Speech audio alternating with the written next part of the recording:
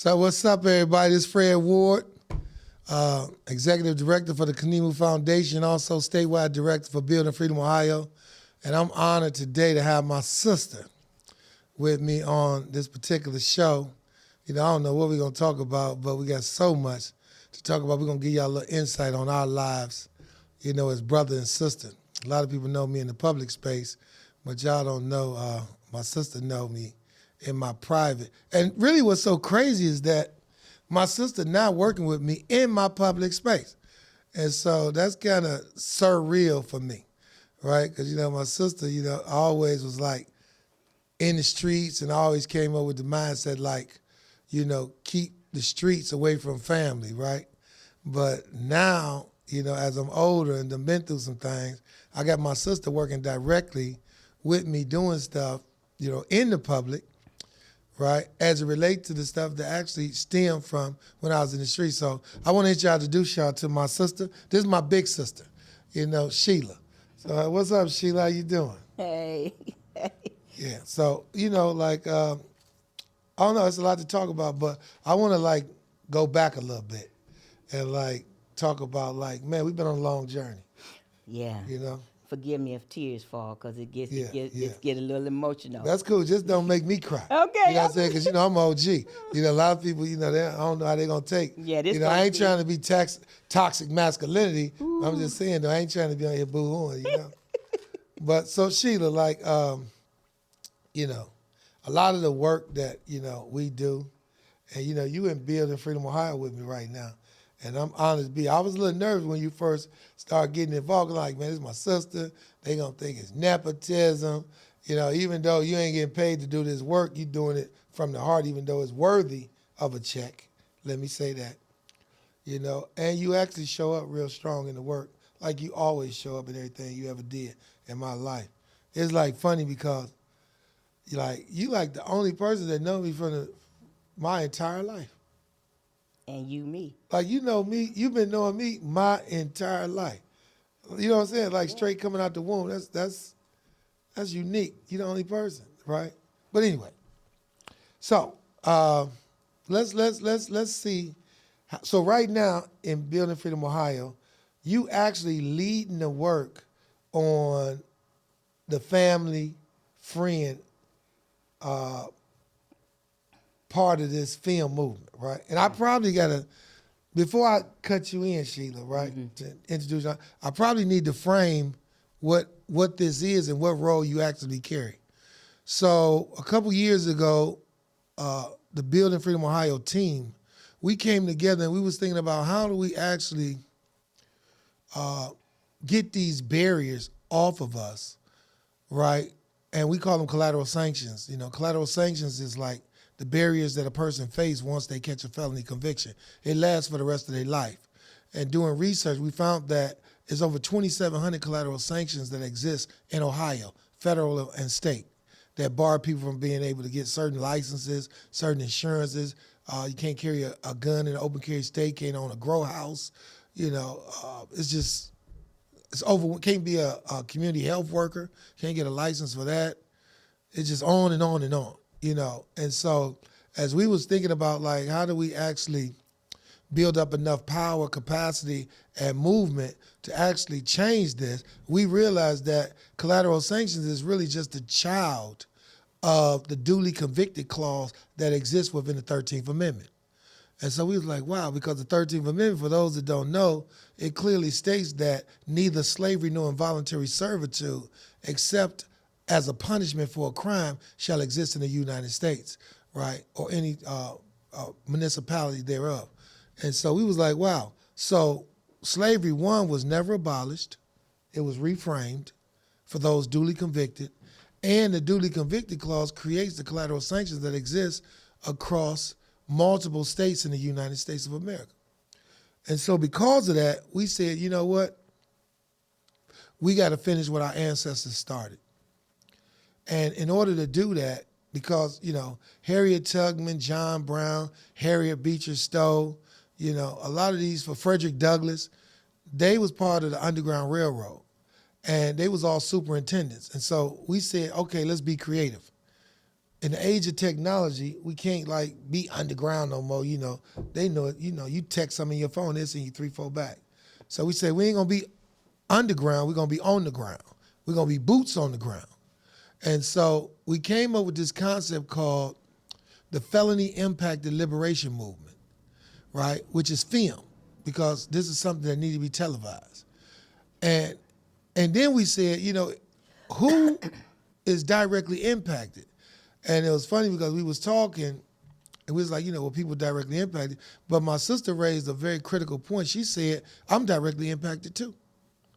Because I might not have a felony, right? And she'll go into this on her own. I'm just trying to lay the context. She said, but based on me as her brother, her son, as well as her grandchildren, that unfortunately had to experience the juvenile justice system, she said that she was impacted in a very deep way in every one of those instances. And so we was like, you know what, you're right. So we said that we need to broaden the narrative around who is directly impacted. And we came up with a 4-finger test, right? Mm-hmm. And the 4-finger test was, if you have a felony conviction, then you would raise your hand. If you have a family member or a friend, a family member that has been directly impacted, raise your hand. If you are a friend to somebody who has a felony, raise your hand. And if you have a belief in a higher power in redemption or restorative justice, raise your hand. And so we looked, and it was like 90-something% of the people in the room had their hand raised. So we realized that felony impacted individuals consist of more than just a felon. It's the family members of those, the grandparents, the people who have to take care of you while you're gone or take care of your kids, right? Your friends who got to hold you down, come see you, go check on your mom, all those things. And you understand, we know, especially in the Christian belief, that you understand when someone is in prison, and you come to see him, Jesus said you did it for me, but that you did it to the least of my brethren, you did it to me. And so we want to anchor that in our work. And a lot of this is, so right now, Sheila, you holding down the family part. I know you did an interview last week. I heard it was pretty amazing. I want to ask you, before you even knew you was directly impacted, like, what was some of the feelings or reactions that you had as it relate to like having loved ones and children that actually was like incarcerated, in the system? Whew, that's loaded. Well, the first instance of a felony impact was you. Okay. I'm your older sister. We 5 years apart. So when you got to be a part of the system, yeah. Wow, I can't, the emotion, going back, thinking about that, it was so much. I lost my best friend. My baby brother was gone. My mother lost her other child, which left a heavier burden on me. My family members, it was a lot of emotional upset. I felt, could I have done something to help? Could I have stepped in and did this thing or that thing to prevent this from happening? I was angry at you because you left us. You chose the life of the street, in my opinion, and you left us. The house that we lived in, the things that we Well, they did actually together. drugged me away. Well, well, I'm just for clarity. But it was like you were gone. And then the process from you, you was on Most Wanted. Oh, my goodness.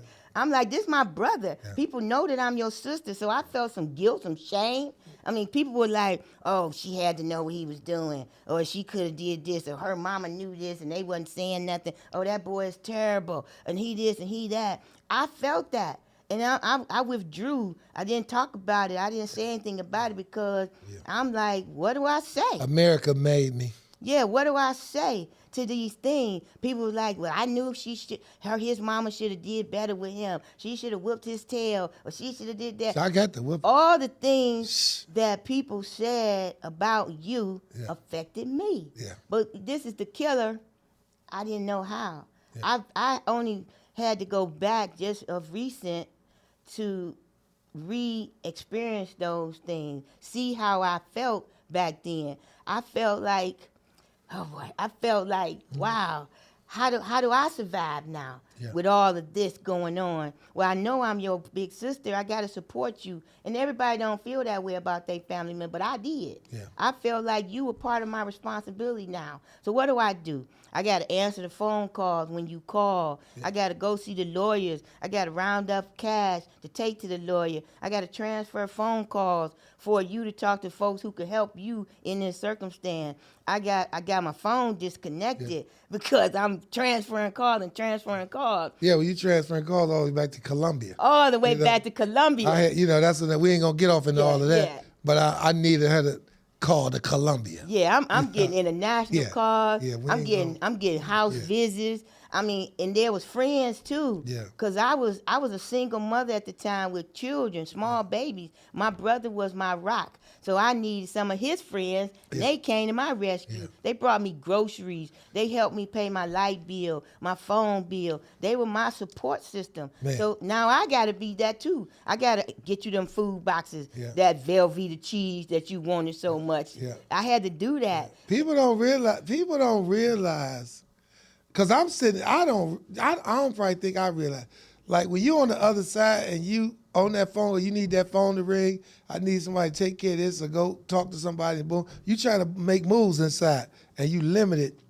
It's a lot of family members, grandmamas, and aunties, Lord knows a lot of girlfriends. Oh, a lot of them. That is subjected to like a whole nother level of pressure and commitment, like facilitating a relationship with somebody that's incarcerated. And the emotional turmoil that you got to feel. You wasn't the nicest person all the time either on the phone. Yeah. You was abrupt. Because what's going on with you now transfers through that phone to me. Yeah. You was short. You was like, I mean, sometimes you would call this person. And I'm like, well, damn. Yeah. How I'm doing? Yeah. What's going on in your life? Now I'm gonna tell you something about this. It was a young lady. I'm glad you said that. It was a young lady. I'm gonna give her a name because she might be listening to this podcast. I don't even want to smoke because they'd be like, "Oh, you said this lady. You ain't say my name." My girl. That's my own girl. I gotta give her a name. I'm having a brain freeze. Mm. Hold on. I don't know who you talking about. Light skin.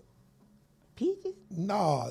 Don't be calling out names. I'm just saying, it's names to be said. Don't be calling I don't out want to names. say the name because you be about to go into some other okay, stuff. well, let me be quiet. You know what I'm saying? I don't know the name then. Right. Just say the girl. All right. So anyway, let's not open up Pandora. Right. So she used to come see me, right? And she made an observation on me this particular visit, right?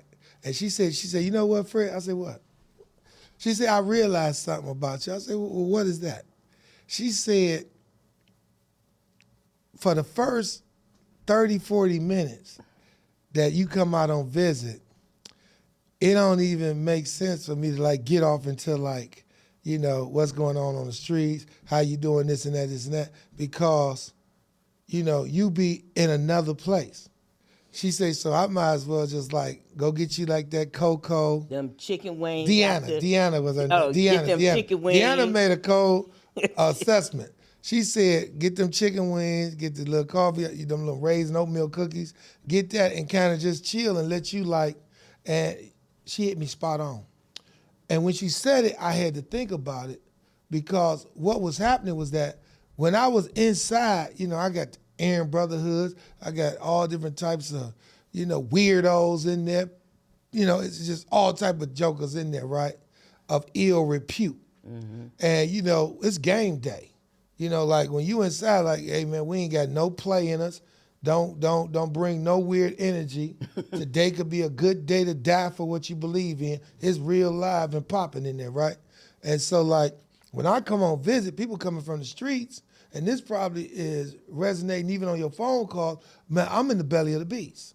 No, I get that. I'm on war mode. I'm in war mode, and even though I'm out and visiting, I see a loved one, it took me about 40 minutes to like really like transition from like warrior mode to like, damn, you know, somebody out here that love me and they don't got a clue like what I'm navigating inside, you know what I'm saying? Like straight up tension thick. No, and I You get know, that. yeah, but I yeah. didn't understand that till way I didn't down either. the road. But let me tell you what I would suggest, and this I will say to everybody listening. That's what we need to hear. We don't know that. Yeah. We don't know how you feel Yeah. when you in there. All we know is we care about you, we love you, that we want this, whatever it is you got going on, to stop. Yeah, no, really. For not just you, but for us. Yeah. So we don't know this. Yeah. I will say to you as my brother, Yeah. there was one thing that I always wanted to hear from you, What was that? that you was not okay with leaving me behind. Oh, yeah. And I never got that. Yeah. These people like me, these family members who they give sweat, blood, and tears to you, to those family members who have been incarcerated. It is a heavy toll. You got one, but we bear one too. I mean, sleepless nights. I would cry and cry. My brother, hope he's okay. I would pray incessantly that he is all right. That one time I came in, you was in the hole in that jumpsuit. It took me somewhere I didn't want to go. You in a size small, you 6'7", and you in that small orange jumpsuit, and you look like a little baby. It was like more than I could take it. For the listening audience, I was in administrative control. I got locked up for a year for threatening a CO, you know, because I needed him to bring something inside for me to make a little extra cash. And that joker, you understand, was getting high, and he ran off with that work. And, you know, we told him, like, you know, we're gonna do something real crazy to you. And instead of him, we tried to threaten him to scare him to, you know, to finish the task and bring that stuff back in. But shit, we scared him a little too much. He ran to the warden and told on himself and told on us too. And so yeah, that got me a year in the hole and a potential ride out. But my sister came to see me, and I was in AC. You know, you ain't getting no haircuts. So I got the jumpsuit on. They got my hands tied. They got my hands tied around my waist, and then they got the chains around my ankles. You know, so you walking through there, you know, I got the beard, the hair looking crazy, you know, and she come out of visit.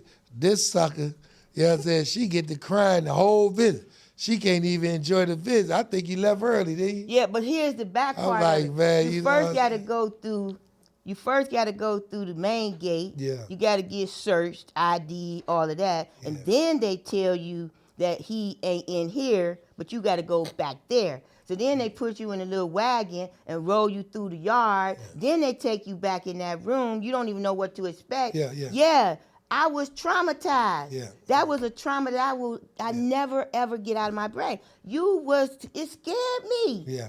It scared me. All I know about this is movies, Alcatraz, and stuff like that. But this my brother. Yeah. My brother being dehumanized in this place with them shackles on. He can't walk. He got the little baby suit on. Yeah. It was more than I could handle. Raw P. Yeah, it was terrible. Yeah, and then I got to leave out of there. Yeah. I got to tell my children when they ask, when is Uncle coming out of here? Because remember, you babysat them. Yeah, yeah. The house you babysat them in is the house they pulled you out of. Yeah. So they don't know what happened to their uncle.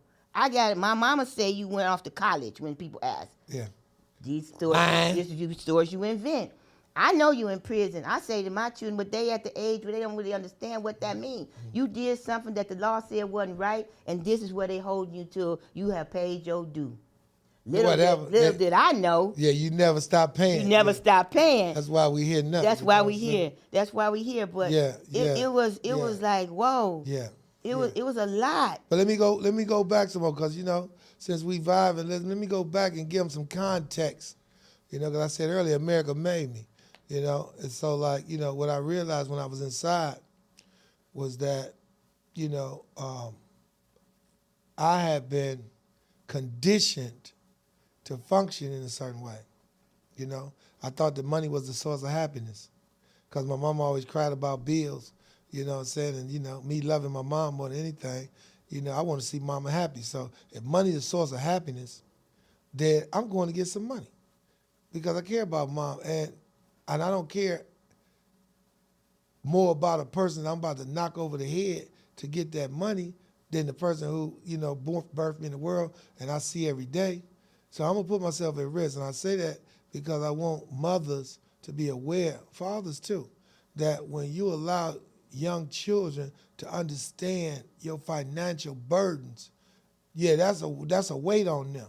Yeah. You know what I'm saying? And that weight that was placed on you, on my side, I was angry because I blame our mother, for that. Putting that, crying about these bills, Fred, these bills. I think that's unfair that they did that, because if they got a child like you or any other child, they feel obligated to do something to rectify that situation. Now, that didn't happen for me. Yeah. I, like you said, you always calling me the crybaby gangster, but I cried my way through this life. Yeah. Like, these things I can't do nothing about, just cry about it. Yeah, but righteous. That wasn't enough. Yeah, righteous. So, and I wonder how many youngsters today, grow up in them single homes, and because it was a single home too. Father was gone. Father died of overdose, buried in another city. So we didn't have a father life. So look at the circumstances, right, that's at play that even create the reality. So we sitting there, single family, single mom raising you and I.